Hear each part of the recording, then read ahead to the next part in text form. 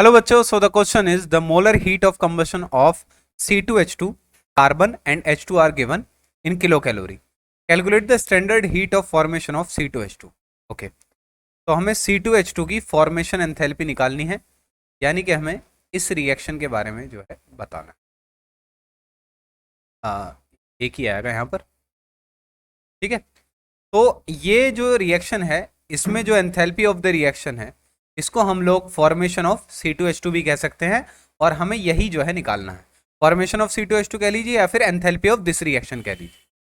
तो enthalpy of this reaction in the form of combustion enthalpy can be written as, enthalpy of reaction का combustion enthalpy के term में जो formula होता है वो होता है बेटा enthalpy of combustion of reactant minus summation of enthalpy of combustion of product, ठीक है। तो एंथैल्पी ऑफ कंबशन क्या हो जाएगा, 2 into enthalpy of combustion of carbon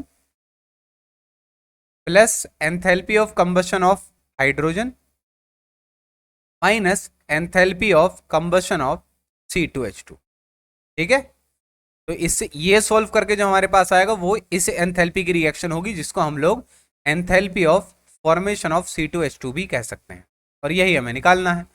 तो कितना आ जाएगा, enthalpy of combustion of graphite बताइए कितना है, 94 प्लस 94.05 है।